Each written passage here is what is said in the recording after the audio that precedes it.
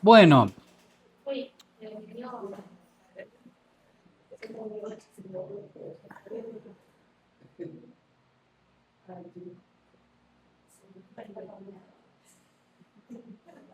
¿sí? Estamos.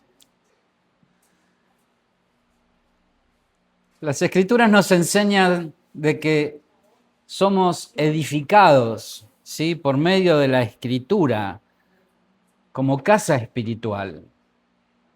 Por ende, vamos siendo construidos, por decirlo de alguna manera, ¿no? ¿Por medio de qué? Por medio de la palabra que nos va enseñando, nos va entrenando, nos va capacitando. Y hemos empezado a trabajar el domingo pasado una palabra que está en Apocalipsis, capítulo 4, ¿sí?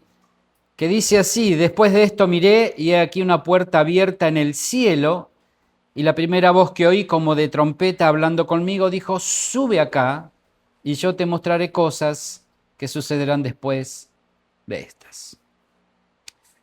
Ese sube acá implica un movimiento, ¿no? Sube acá, un cambio de lugar.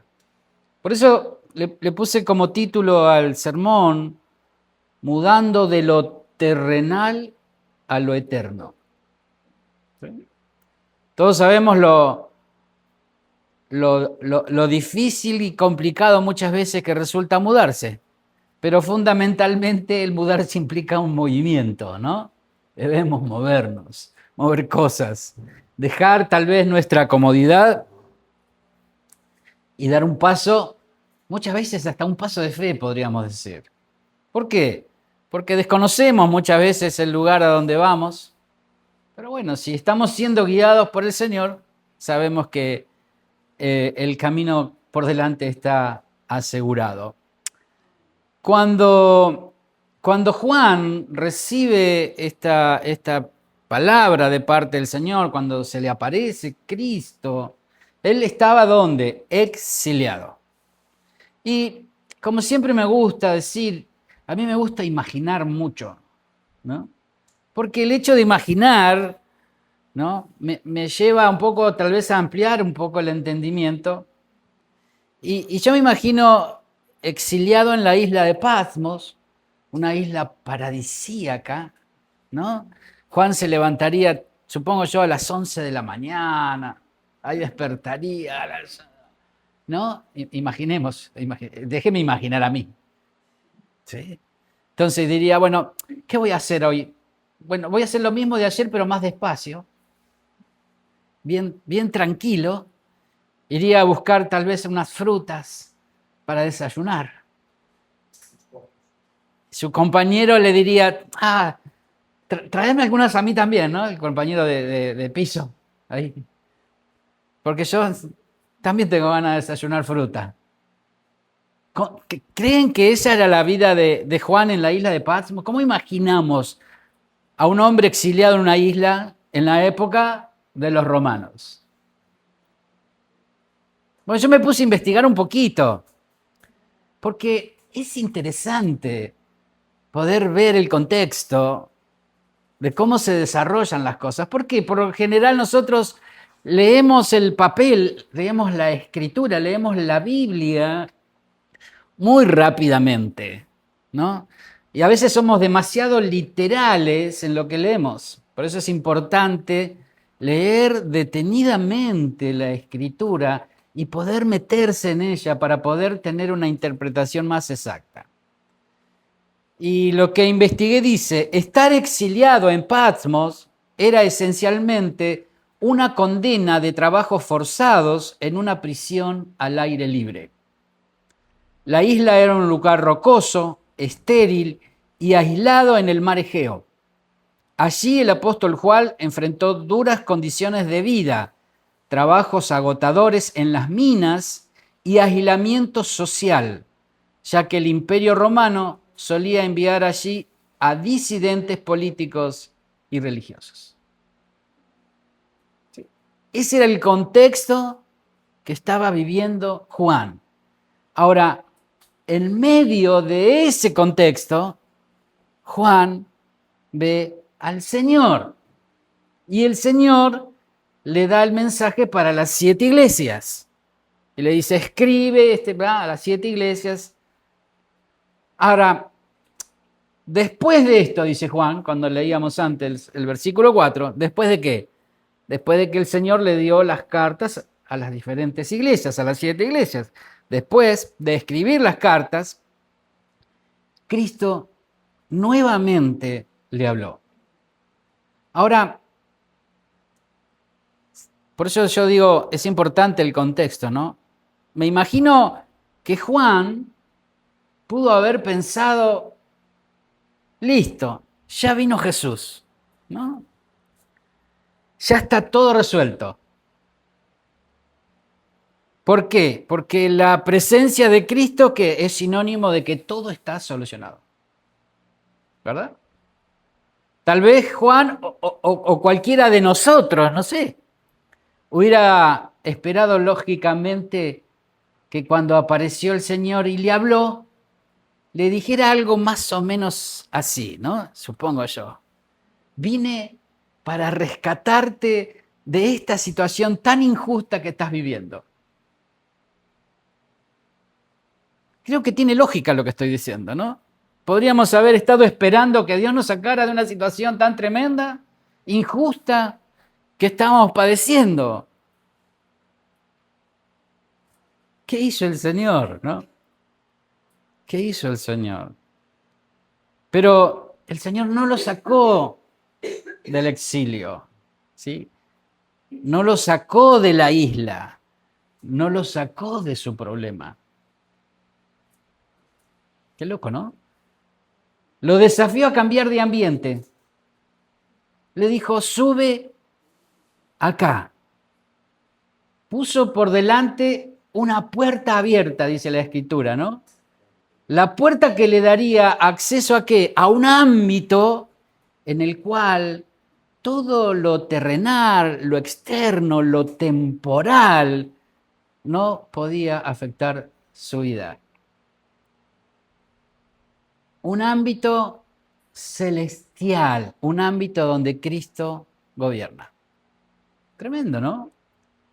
Ahora, lo primero que debemos entender que este versículo no está describiendo una huida, un escape de la tierra hacia un lugar lejano.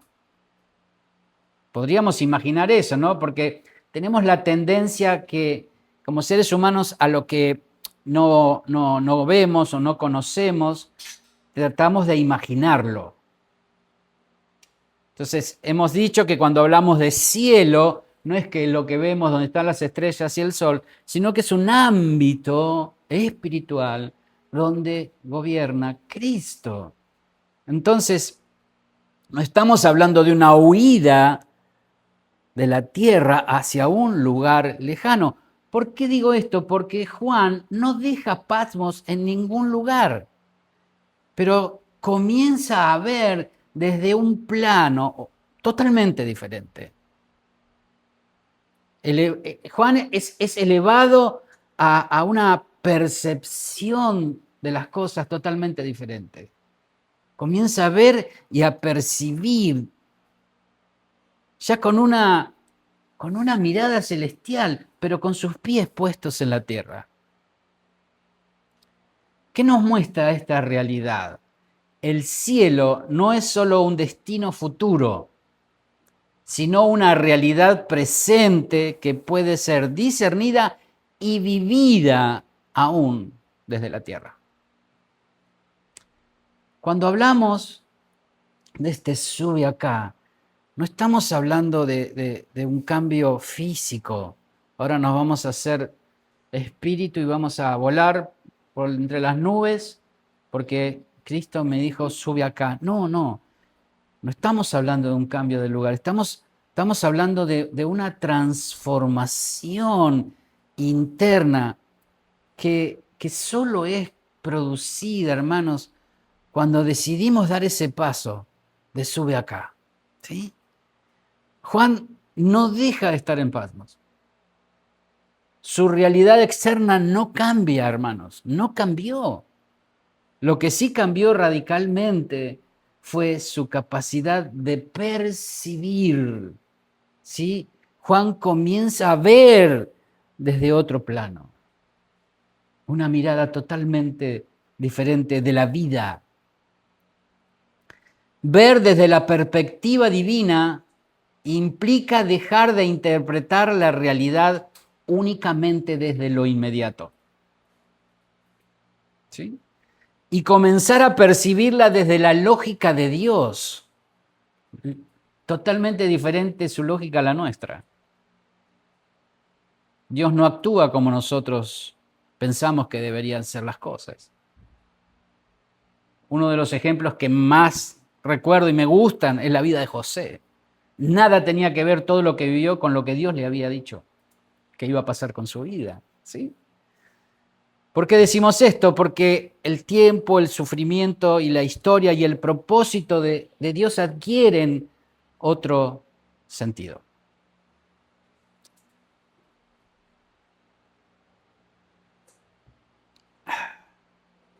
De alguna manera podríamos decir de que el Señor nos invita a ¿qué? A despegarnos de la tierra, pero vivir con los pies en el suelo, ¿sí? Es medio extraño, medio paradójico, ¿sí? Pero me gustaría que pudiéramos ver algunos aspectos para ver a qué se está refiriendo esta invitación de parte del Señor, ¿sí? Despegarse de la tierra es romper con un sistema de pensamiento. Romper con un sistema de pensamiento. Cuando el apóstol dice, concentren su atención en las cosas de arriba, se está refiriendo precisamente a esto. Colosenses 3:1 dice, ya que han resucitado con Cristo, busquen las cosas de arriba. ¿Qué son las cosas de arriba? Aquellas cosas que son eternas. No estamos diciendo que uno no puede ocuparse de lo natural que uno necesita para vivir. No estamos hablando de que sea malo el progresar, el tener una buena vida económica. No estamos hablando de eso. Estamos hablando como cuando al principio hablábamos, decíamos, ¿dónde está tu tesoro? Ahí está tu corazón, ¿sí? Busquen las cosas de arriba, donde está Cristo sentado a la derecha de Dios. Concentren su atención en las cosas de arriba, no en las de la tierra. Es lo que venimos diciendo, ¿sí? Pues ustedes han muerto y su vida está escondida con Cristo en Dios. En Romanos 12 afirma esta misma necesidad. Dice Romanos 12:2, no se amolden al mundo actual. ¿Qué es amoldarse? Es tomar la forma, ¿sí? Y permanentemente estamos siendo bombardeados para que nuestra actitud de vida, nuestra forma de vivir, nuestra forma de interpretar, nuestra forma de accionar sea cada vez más parecida a la corriente de este mundo. No se amolden al mundo. Un mundo independiente de Dios, un mundo que busca decidir permanentemente por su propia cuenta, que busca lo suyo, lo que a mí me gusta, lo que a mí me hace sentir bien, lo que a mí me parece, lo que yo creo que es correcto. Todo lo que fuera independiente de Dios. Y podríamos seguir enumerando. No se amolden al mundo actual. Dice, si no sean transformados. ¿Cómo somos transformados? El Señor viene, me toca mágicamente. Yo ya recibí la vida de Cristo, entonces ya soy una nueva criatura. Soy una nueva criatura en Él, pero necesito permanentemente seguir siendo transformado. Ahora, ¿mediante qué? Dice, mediante la renovación de su mente. Nuestra mente es una gran CPU, una memoria interna que recibe información. Y de acuerdo a la información que recibe, actúa. Fíjense que nosotros fuimos educados desde que éramos bebés, con una forma de vivir. Toda esa información nos hizo vivir hasta el día de hoy. Todo lo que hemos aprendido, de alguna manera lo hemos expresado en nuestra vida. Ahora, ¿cuáles son los pensamientos que yo dejo alojar en esa gran biblioteca que tengo en mi mente y que de alguna manera están direccionando, están cuestionando o están de alguna manera llevándome a tomar determinadas decisiones? ¿Sí? ¿Mediante qué dice la renovación de su mente? ¿Mediante qué renovamos nuestra mente? Mediante las verdades bíblicas, hermanos, de lo que Dios dice de nosotros, de lo que Dios dice de Él, de lo que Dios dice que tiene para sus hijos. Y no lo que nosotros percibimos, no lo que nosotros creemos tener o ver.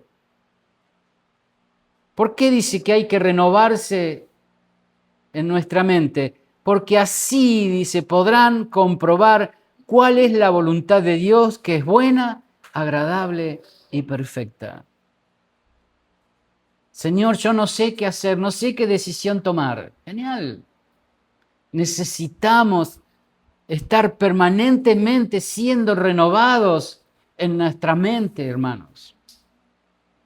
Necesitamos permitir que sea la Escritura en nosotros la que nos dirija, la que nos lleve a tomar decisiones, la que nos posicione firmes en las verdades que Dios dice, no lo que percibimos, no lo que pensamos, no lo que pasa a nuestro alrededor, porque no podemos estar condicionados por nuestro entorno, porque entonces la Biblia miente. Yo soy la paz, dijo Cristo. Yo soy su paz. ¿Podemos experimentar la paz en medio de las dificultades? ¿Necesitamos seguir aprendiendo? Claro que sí. Pero esa es una verdad inalterable. Él es la paz. Y esa paz me habita porque Cristo me habita. Ahora, ¿por qué no la experimento? Ese es otro tema. No tiene que ver con la verdad de la Escritura. Pero necesitamos, hermanos, que nuestra mente sea renovada y reafirmada su palabra en nosotros cada día, hasta que esa verdad se haga carne en nosotros y podamos realmente vivir todo lo que la Escritura dice. Yo soy tu paz. ¿Podemos experimentar esa paz? Y podríamos seguir desarrollando. Otra de las características de despegarse de la tierra es romper con un sistema de valores. ¿Sí? Dijimos que rompíamos con un sistema de pensamiento. Ahora estamos rompiendo con un sistema de valores. Segunda de Corintios 4:16 dice, por tanto, no desmayamos. Antes, aunque nuestro cuerpo, nuestro hombre exterior se va desgastando, el interior, no obstante, se renueva de día en día. ¿Sí? Hablamos de la renovación de la mente, hablamos de la renovación de nuestro hombre interior. Fíjense cómo se va encadenando y cómo se va produciendo esa transformación. Primero nuestro pensamiento, ¿sí? Después nuestro hombre interior. Porque esta leve tribulación momentánea produce en nosotros un cada vez más excelente y eterno peso de gloria. Dice, no mirando a nosotros las cosas que se ven, sino las cosas que no se ven. Pues las cosas que se ven son temporales, pero las que no se ven son eternas. ¿Dónde debemos tener puesta nuestra mirada? ¿Por qué? Porque, hermanos, la vida siempre tiene sorpresas. La vida siempre va a tener circunstancias, un día lindas, un día no tan lindas. ¿Qué dijo Jesús? Hermanos, en el mundo todo les va a ir bien y van a vivir. No, no dijo eso. Dijo, amigos, hermanos, hijos, en el mundo van a tener aflicción, pero confíen, porque yo he vencido al mundo. O sea, ¿en dónde ponemos nuestra mirada? ¿En el conflicto, en la situación o en lo que Cristo ya hizo en la cruz? Nuestra confianza, ¿en dónde la ponemos? Sí, pero usted no sabe, pastor, todo lo que... Sí, todos atravesamos situaciones complicadas, por supuesto que sí. Pero entonces tendríamos que quitar algunas cosas de la Biblia si no son tan reales. Pero Cristo dijo, en el mundo va a haber problemas. Confíen, porque yo he vencido. ¿Dónde está mi seguridad? ¿Dónde está mi certeza? ¿Dónde está mi mirada? En la victoria de la cruz. Colosenses 3:5 dice, por lo tanto, hagan morir. ¿Cómo? Hay cosas que tengo que hacer yo. ¿No era que Cristo lo hacía todo? Ven que hay una gran participación de nosotros, que no es una varita mágica. Ustedes saben que yo cuando conocí al Señor me imaginaba a Cristo y al Espíritu Santo como si fuera un mago con una varita mágica. Tú que me tocaba, yo decía, Señor, cambiame, Señor, cambia. ¿Alguna vez has orado de esa manera? Señor, cambiame. Y yo sigo haciendo lo mismo de siempre, ¿no? Obvio. Pero Señor, cambiame, Señor, cambiame. Y hermanos, no pasa nada de esa manera. Porque siempre hay una parte de nosotros que debe estar involucrada. ¿Sí? Dice, por tanto, hagan morir todo lo que es propio de la naturaleza terrenal. Hay decisiones que debemos tomar todos los días. Y hace una descripción: inmoralidad sexual, impureza, bajas pasiones, malos deseos, avaricia, la cual es idolatría.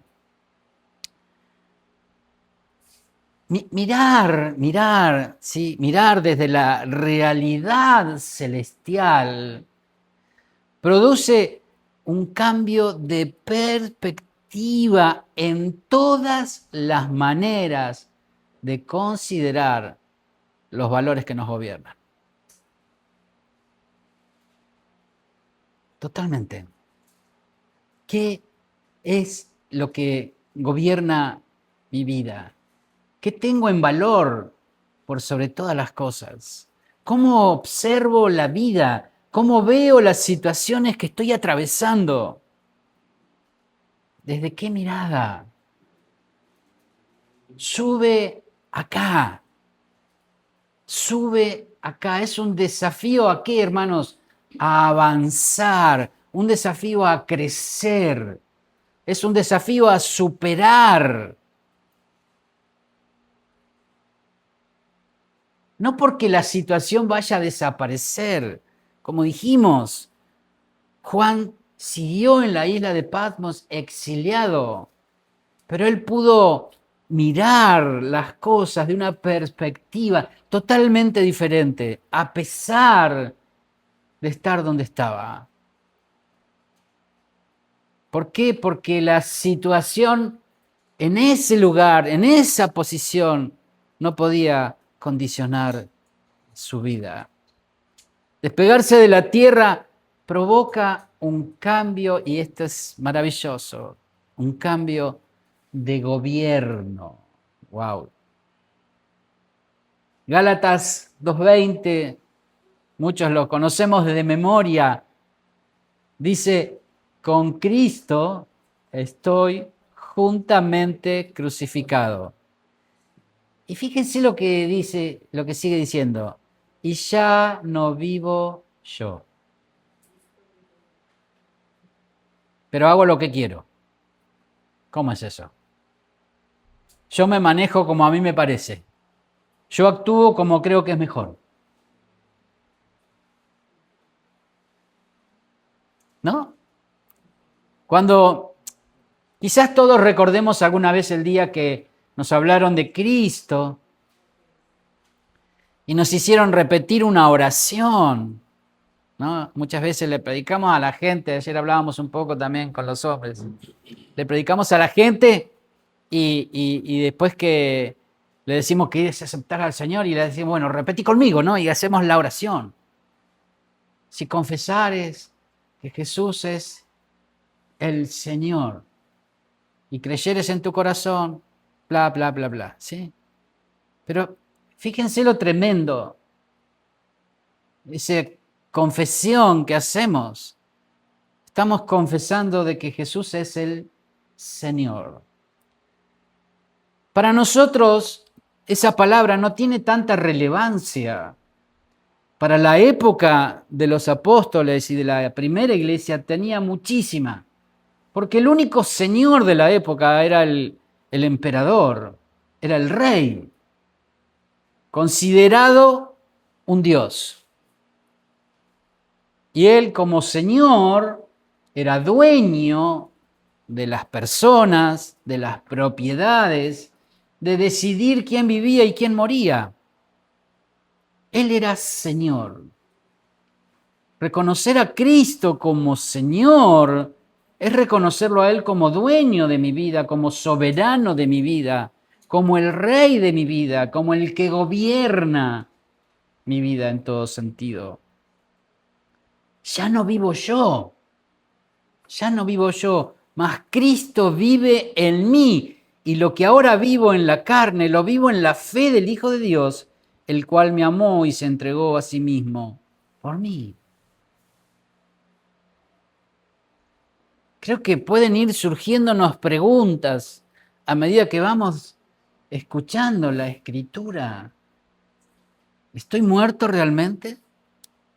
¿O simplemente es una frase bonita que queda bien? Ah, no, yo estoy muerto, hermano. Sí, Señor.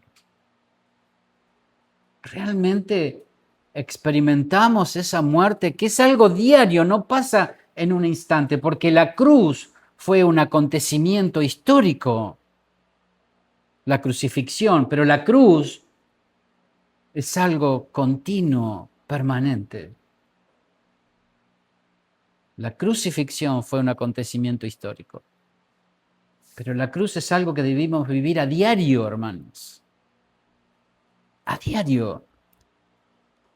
Romanos 8:1 dice, por lo tanto, ya no hay ninguna condenación para los que están en Cristo Jesús, pues por medio de Él la ley del Espíritu de vida te ha librado de la ley del pecado y de la muerte. Cuando vivíamos sin Cristo, había una naturaleza que gobernaba nuestra vida. El hombre, Adán y Eva, en el huerto del Edén, cuando pecaron, murieron espiritualmente, perdieron su conexión con Dios y una nueva naturaleza comenzó a gobernar sus vidas, que es la naturaleza de pecado. Pablo habla de pecado y los pecados. ¿Sí? ¿Por qué? Porque la naturaleza gobernante de pecado en el hombre da como resultado los pecados. ¿Sí? Ayer hablábamos de las plantas, la planta de manzana, por la naturaleza que tiene, es un manzano, pero por el hecho de ser un manzano, el fruto son las manzanas. De la misma manera, la naturaleza del hombre sin Cristo es una naturaleza de pecado que por consecuencia da como resultado pecados. Por eso Cristo no vino a mejorar nuestra vida. Cristo no vino a hacernos mejores personas. Cristo no vino a mejorar nuestra vieja naturaleza. Porque la naturaleza de pecado no puede ser mejorada. Tiene que ser erradicada totalmente. Tiene que desaparecer de nuestra vida. ¿Y sabe dónde ocurre eso? En la cruz. Ahí es donde morimos a nuestra vieja vida y resucitamos con Él a una nueva vida. A una nueva vida. Dice que, en efecto, la ley no pudo liberarnos porque la carne anuló su poder. Por eso Dios envió a su propio Hijo en condición semejante a los pecadores, para que se ofreciera en sacrificio por el pecado. Así condenó Dios al pecado en la carne, a fin de que la justa demanda de la ley se cumpliese en nosotros, que no vivimos según la carne, sino según el Espíritu. Los que viven conforme a la carne fijan la mente en los deseos de la carne. En cambio, los que viven conforme al Espíritu fijan la mente en los deseos del Espíritu. La mente gobernada por la carne es muerte, mientras que la mente que proviene del Espíritu es vida y paz. La mente gobernada por la carne es enemiga de Dios, pues no se somete a la ley de Dios ni es capaz de hacerlo. Los que viven según la carne no pueden agradar a Dios. Ese sube acá. Ese sube acá. Desterra a nuestro propio gobernante, nosotros mismos. Necesitamos permitir su gobierno en nosotros. Hoy voy a hablar poco, no como otras veces. Así que voy a ir concluyendo porque quiero dejarlos con esta palabra para poder meditar en ella, ¿sí? Para finalizar, podemos decir que no podemos vivir con el corazón en el cielo y los pies en la tierra. Ejemplo, Israel fue librada de la esclavitud, ¿sí? Pero vivió con Egipto en su corazón.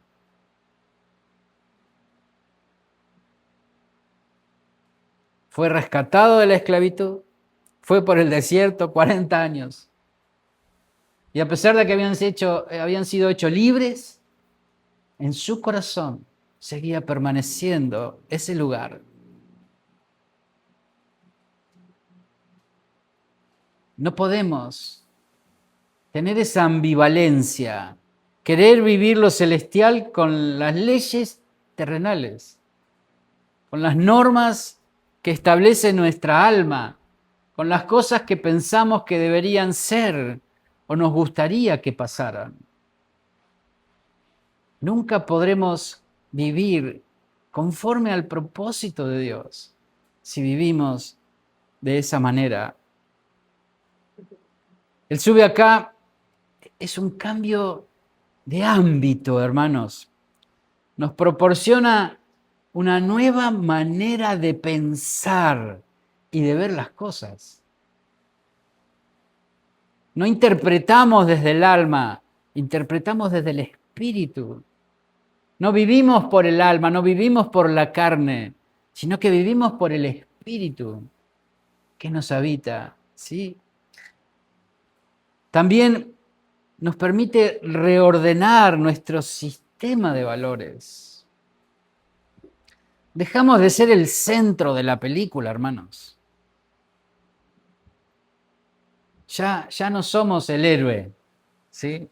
Que sufre todo, que le pegan, que le tiran tiros. No, ya pasamos a un segundo plano.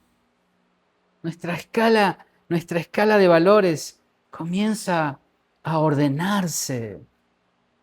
Y también se produce, ¿qué cosa? Como decíamos hace un momento, un derrocamiento. ¿Sabe lo que es derrocar?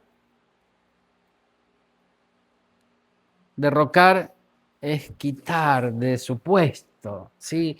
Un derrocamiento de nuestro yo como poder gobernante en nuestras vidas. Y dándole a nuestro Señor el lugar que Él se merece. ¿Sí? 3 aspectos que vemos de ese sube acá. Rompe con nuestro sistema de pensamiento, rompe con nuestro sistema de valores y, y provoca un cambio de gobierno. Póngase de pie, por favor.